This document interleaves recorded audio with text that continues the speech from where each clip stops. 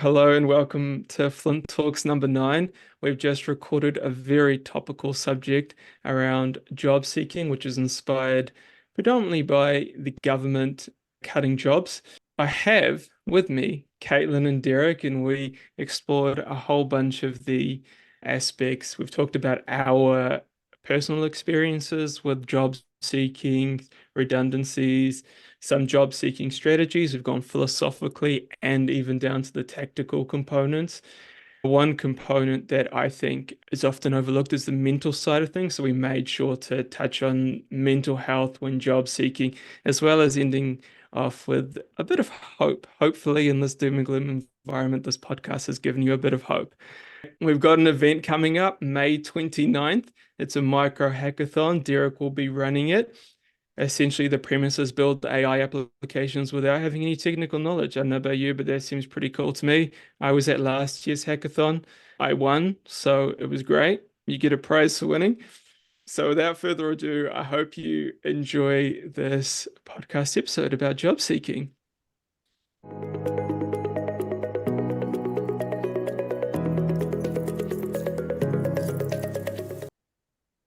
Kia ora and welcome back to FLINT Talks number 9. Today we've got a pretty topical subject, which I'm sure anyone who has gone outside is very aware of it. Today we're going to be talking about job seeking because as everyone is, I hope everyone is aware, there is a number of job cuts going on, and it seems like every second or third person is being affected by it, or at least in my world it is, and they're constantly going on about, what the future holds and a bit of uncertainty. So hopefully by the end of this episode, we'll be able to shed a bit of light into our perspective, some of our experiences, and give you a little bit more hope if you're facing a job cut. So without further ado, I will kick us off. The first question is going to be to you, Derek, because you weren't at our last podcast. Um, Recession, that seems like the R word. What are some of the impacts you've seen in this current recession, in your current role in your organization, or maybe it's a friend of a friend who's currently going through it, and have you been through anything like it? Tell us. Yeah, it's a good point. I have to prefix that this is highly anecdotal. I don't have true objective metrics to back what I'm saying right now, but I think anecdotal evidence still presents quite a powerful story. And so what I'm seeing from a lot of people around my age is that they are being made redundant in ways or going through some interesting restructures where it's essentially making the company smaller. And we can hypothesize with how many different factors this could be, but that's what I'm seeing for the moment. And in the context of a lot of tech companies around the world, I think there's been an over hiring that has happened in the pandemic.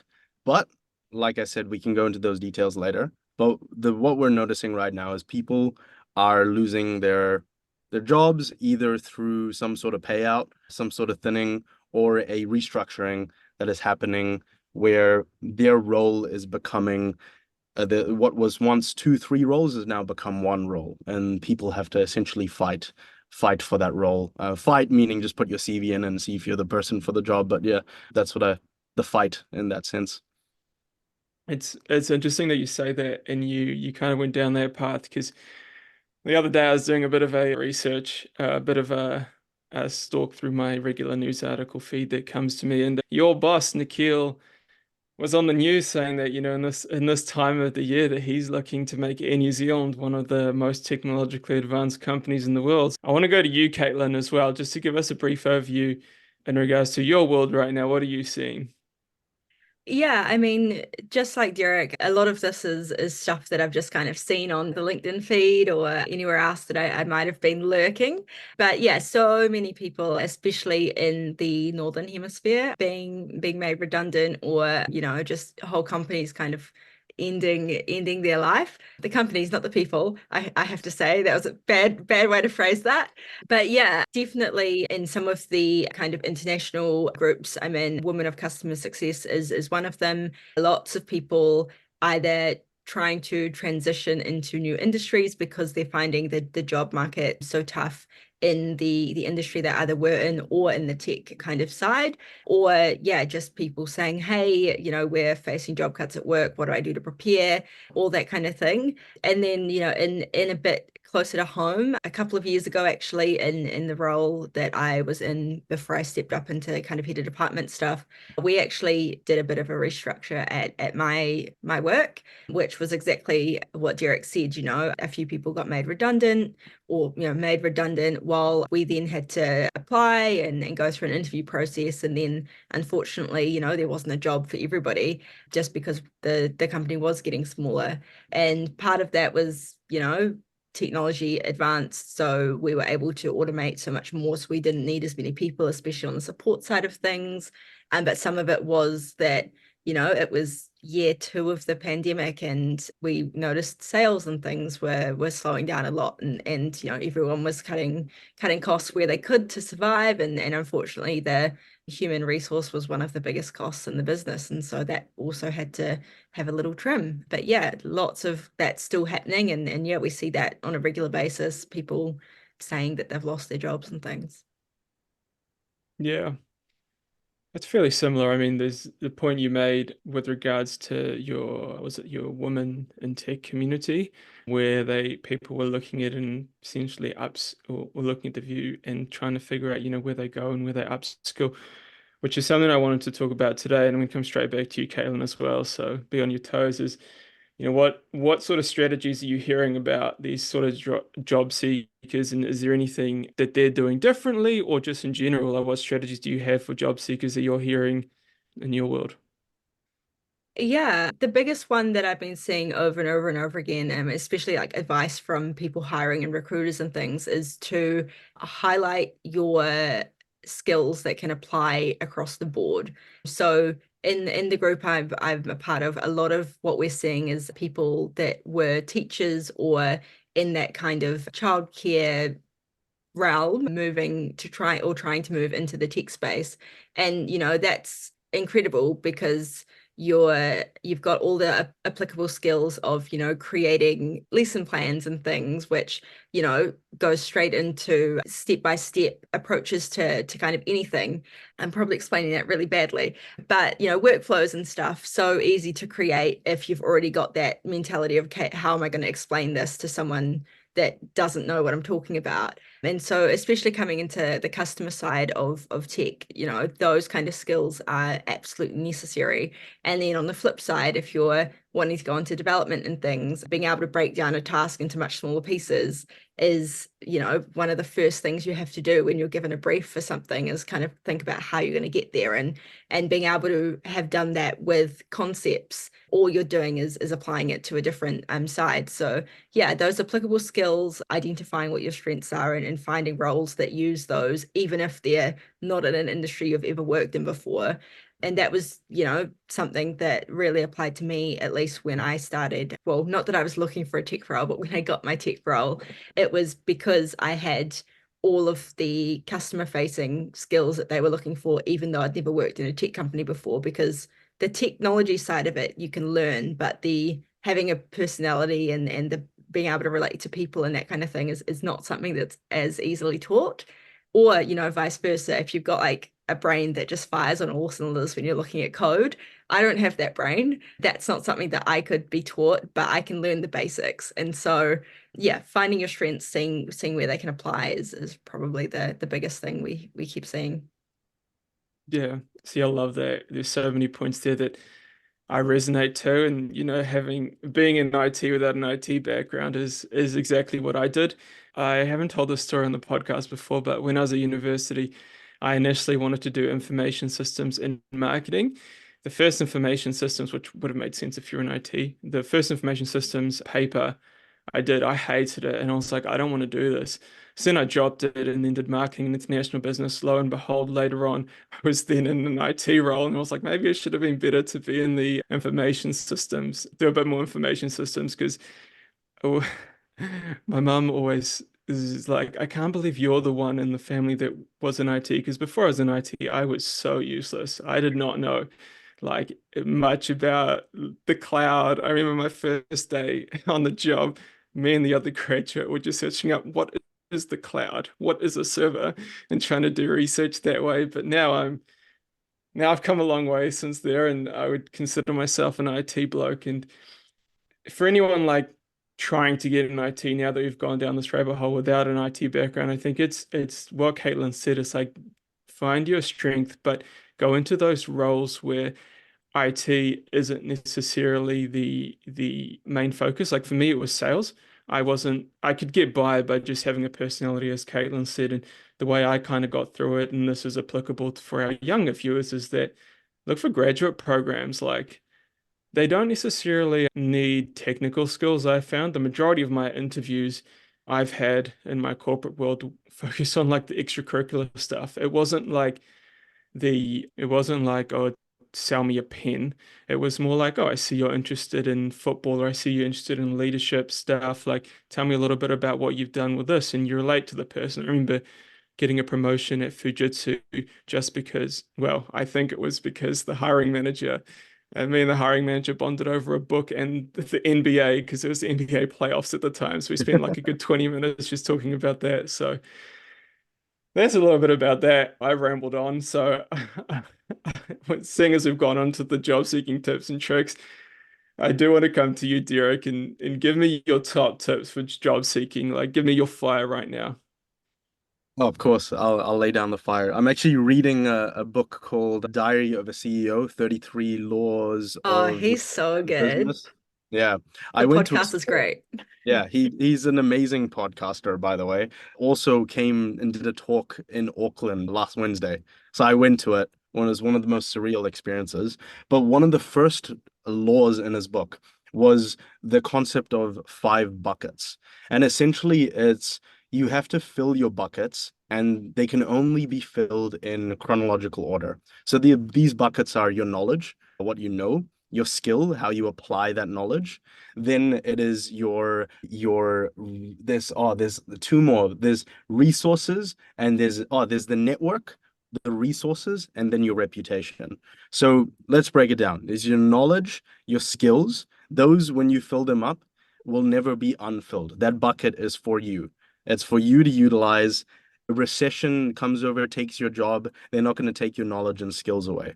But they can take your reputation, they can take your network, which is the people you're connected to. It can take your resources, the amount you earn, the connection, the whatever, the perks that you have. It can take away your reputation as well. Oh, this person got let off from the job. But those two things are the grounding to anything. And so the job seeking strategy that I come with is I can give you tips and apply your CV, look at your cover letter, use AI to help you leverage all that. I can go down that rabbit hole, but I'm actually gonna stick more philosophically on this one and say learn as much as you can and keep those knowledge and skills growing.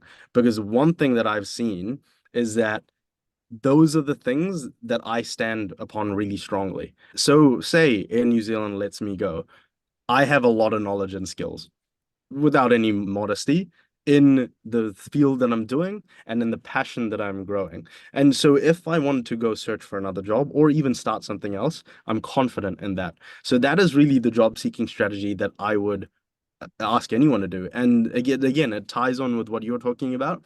Make sure that those skills and knowledge are tied towards your strength because that's what you're going to enjoy doing. Don't learn something that you don't want to do or don't find passion or motivation in, because when adversity hits and when the low points come where you still need to learn and progress, you're still going to be doing it because there's that higher purpose. And yeah, so that's where I would do it, and I think highly recommend that. That was only the first law. There's 33 laws in that book, which is awesome to understand. Highly recommend that read for anyone. Love it. We'll have to get you to do another law next time. So every like episode, when you get to episode 33, you'll finish the book and we'll do it that way. I'll go a little bit more tactically. Like I love the philosophical perspective, but I'm just going to ramble off some tactical stuff. Like if you're facing in a recession, oh, not a recession, if you're facing if you're put in a redundancy situation, there's a couple things that you can do. First, you need to make sure it's legal. Best place to go is Employment New Zealand. They Mm. have great resources, so go there, see what your rights are. Every redundancy is done differently, so you just got to make sure you read through that. And there's also free helplines, like you can call lawyers and you can get general advice for free, and they do that because if it does get ugly, then you can go to them. But hopefully you don't have to go through that. But it is nice to get a lawyer, generally speaking. If you are facing that situation and you do need to find another job, it wouldn't be a Flint Talks without an AI tool. So there is one called AI Apply, which is amazing. You can just blurt out so many cover letters and adapted CVs for whatever role. And this one is the best I've seen because you upload your CV into it, and then you take the link of the other job that you want to apply for, and then it looks at your CV, it maps the like job description and creates your cover letter specific to that job. And then it also adapts your CV if you wanted to have a slightly adapted CV for that. Those are the couple of things that I reckon are like or tactical things that I would recommend for people. I do want to talk a little bit about the people side of things because I feel like that's missed quite a bit with this whole redundancy talk. It's like, or job seeking talk, you might feel like you're a bit of a number. Like I know it it's essentially like with the government doing the job cuts, you kind of go out and send it like, okay, we need to save $1.5 billion. And it's like, yeah, okay, so it's just a number, but there are people behind it. There's families, there's dependencies, there's a lot of mental struggle that can go in. So I do want to spend a bit of time talking about the mental side of things. I'm going to come to you, Caitlin. What are some of can you talk a little bit about the psychological impact of job cuts during recession? Maybe a little bit more about what you were going through when you had your experience or other experiences that you know of.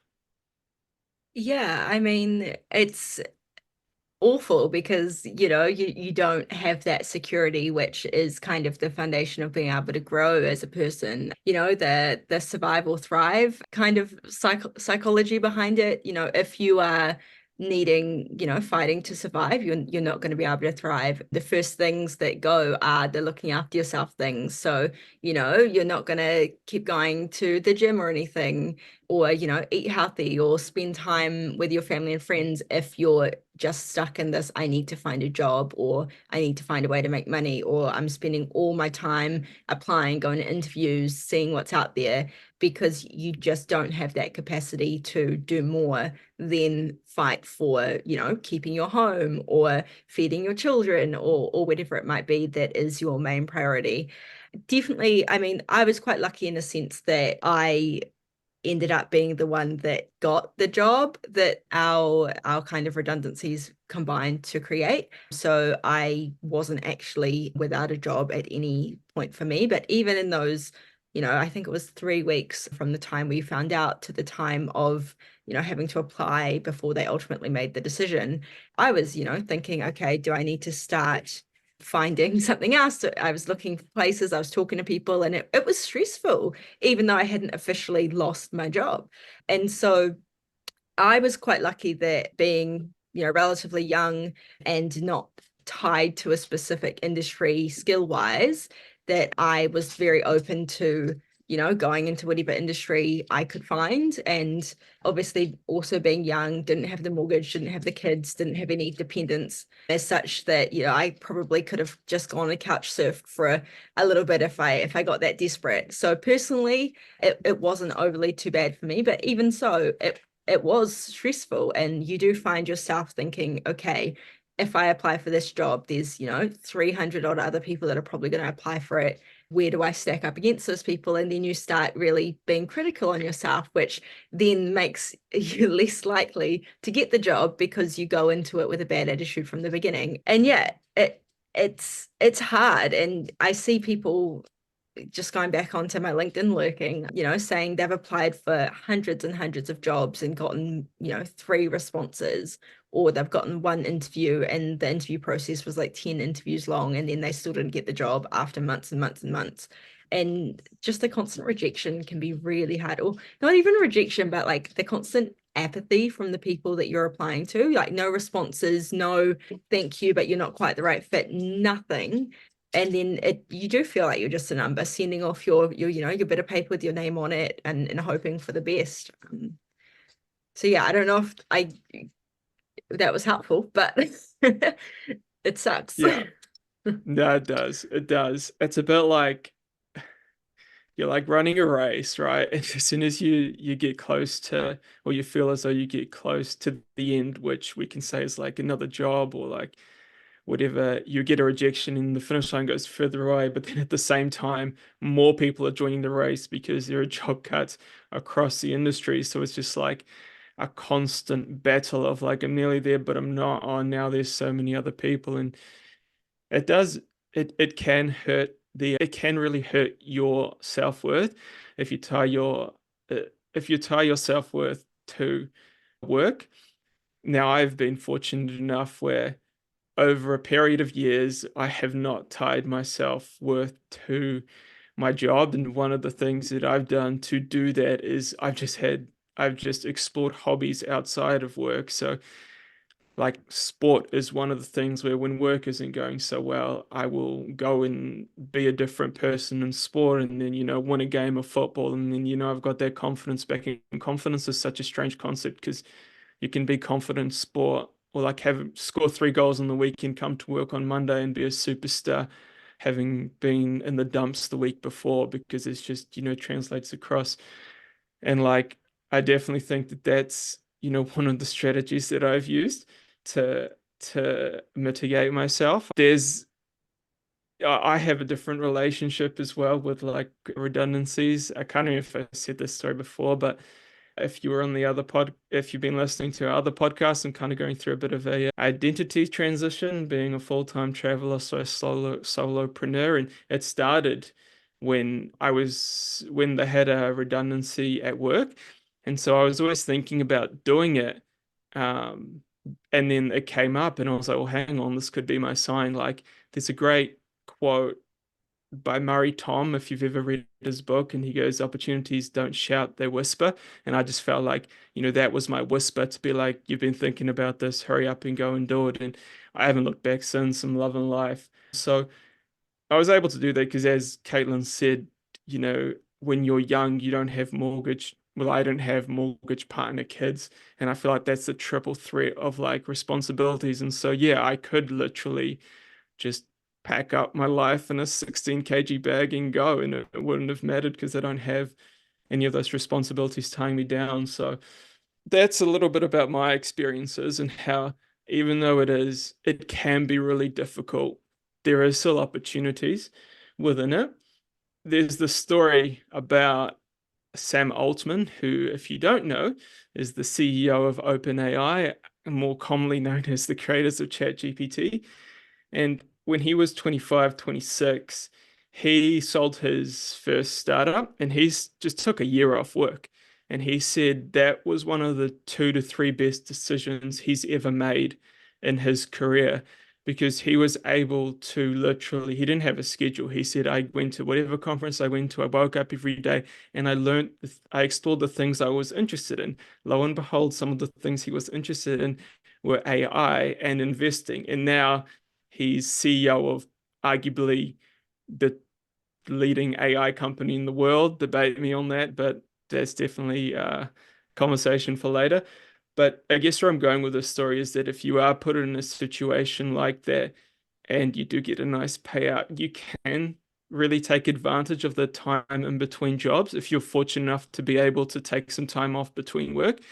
So I guess this was what I was also leading up to when I was talking about Nikhil. The Nikhil story is there is opportunity, and it's quite often a frame that you just got to put yourself through. So I want to talk a little bit of long-term career planning with that Sam Altman story. What do you think? This is one for you, Derek. What are some tactics for long-term career planning? How have you done it? What do you think other people should do? I just before we jump to that, I wanted to make some points around mental health, like tactical points. If you're bottom line suffering, job seeker support from New Zealand government is so, so beneficial. And it is actually really easy. My controversial opinion. There were people anecdotally that I know have got on it and they do not need job seeker support. So if you genuinely need to support your family or yourself, bottom line, simply call and tell them your situation, because there are people that don't deserve it that are getting on that particular work and income benefit. The second aspect of searching for jobs is it's the law of averages. Yes, you will face rejection after rejection, but my job at Datacom came after 25 rejections, let alone another 20 non-responded emails. So, and then another 10 that probably went through like the final line.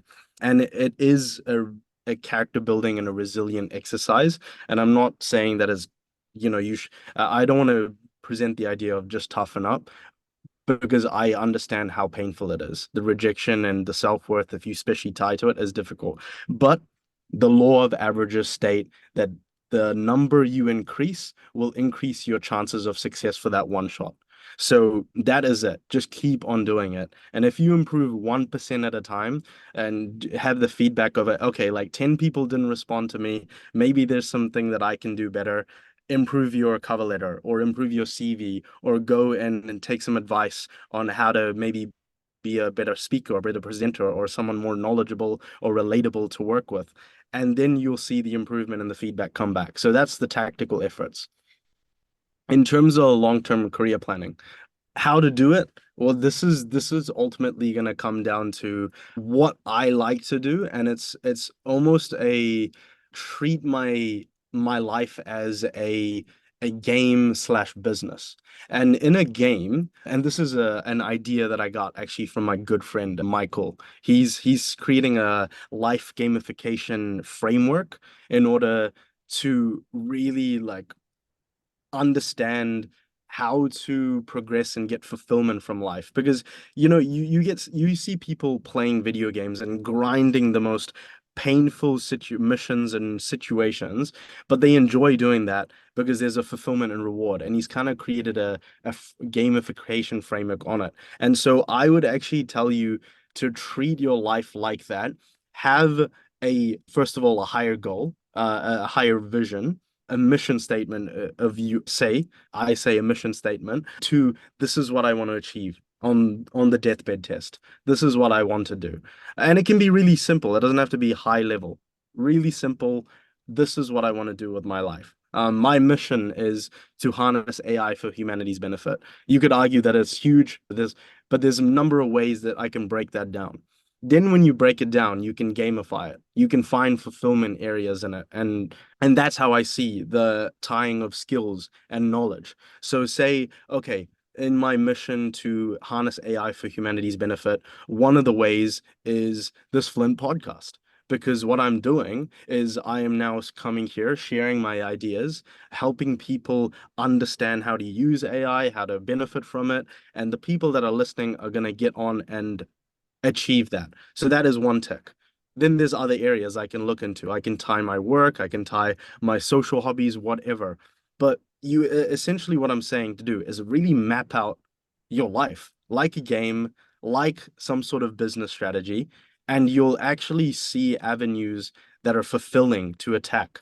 And when you do that, then you'll go, and then it's like a lifelong thing. You don't have to actually do it. What am I going to get? What's the next job going to be? It's actually, will this contribute to my higher mission? And that's just how I think. And I would ask others to think like that as well. Caitlin, I want to give you the final word of long-term career planning and end us on a high, because it can be a stressful time, but as to you can get through it, and it can be for the better.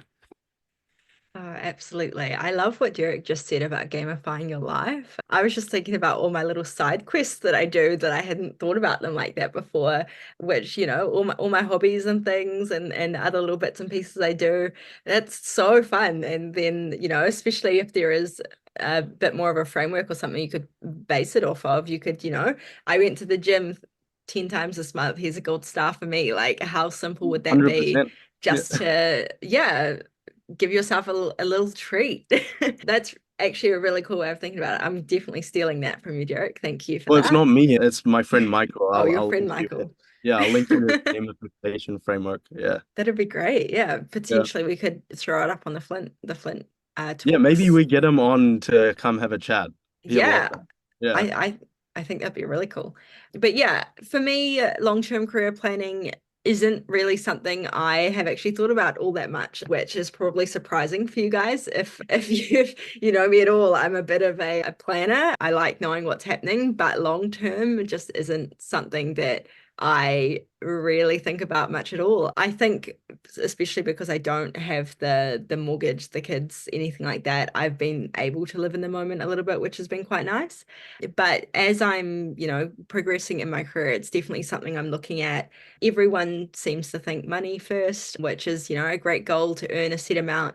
But the more I kind of hear other people talking about it, and yeah, just kind of in the same vibe as what Derek was saying, I think I'd just like to know that I've helped people.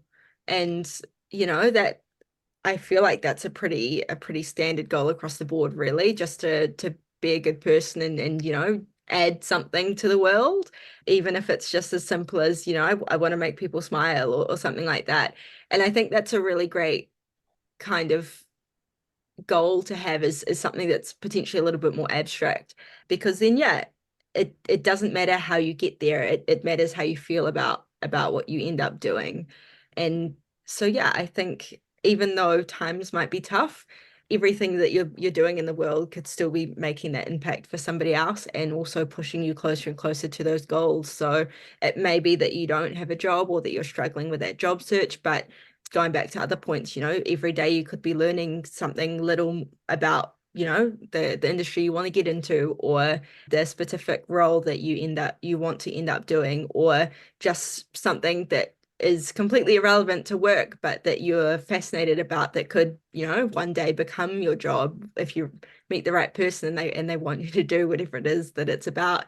Potentially you enjoy football and you end up managing a football team or something, and then you get funding and then you go and be a world-class team manager or something like that, like while the things have happened. And especially if you're building up that network, I think you open yourself up to so much more opportunity. And that's something that I think Flint does really well is, we get to meet a whole range of different people, and you never know who might have something that would be perfect for you. So I think, yeah, keep pushing, keep getting out there, keep learning, and things will eventually be okay. Not gonna lie to you all, I feel warm and fuzzy inside now. I want to make one practical point Go for on. this won't be me. It feels weird that I haven't talked about AI this whole podcast. So I'm going to say the skill of the future, and there's stats on this. Companies are looking for people with AI skills. So if you want a practical knowledge but if you're excited for the philosophical take that we've talked about, and enjoy that and get fulfillment from that, great. But if you want practical hard knowledge, if you're that 5, 10%, whatever percent of people that listen to this, and you want actual skills, go learn AI, because every C-suite executive, every manager, and every employee is using it and needs people that use it. And those are the jobs of the future. So if there's one skill you want to future proof and do that. And that's my AI plug, and I feel fulfilled now. Also, on that note, you don't even have to be able to use AI super well, because there's so many people in the world that still struggle with basic computer skills. So even if you can just use ChatGPT to get a good, decent answer, you'll be strides ahead of, I would still say, 10%. probably the majority of people. Yeah. Exactly. Yeah, I'll add my 2 cents before I let everyone go and learn AI. Funnily enough, like y- AI you've heard me say this a lot of the times, AI has taken away a lot of the technical requirements. So, funnily enough, I have edited this podcast before without any technical knowledge, just using a complete AI. And it's literally as simple as editing a Google Doc. You literally, if you know how to edit a Google Doc, which everyone should know, you can edit it. You can be a video editor now, and it's incredible that we live in this time. So I do want to wrap up now, but I hope after listening to this, you can resonate with some of the points. If you're going through redundancy, there is light at the end of the tunnel. If you haven't gone through one and you are in the corporate world, save this one for later, because I guarantee you at some point in your career, you're going to need one. So I hope you've enjoyed this podcast. It's podcast number 9. It's crazy that we've done 9, and next month is going to be podcast number 10.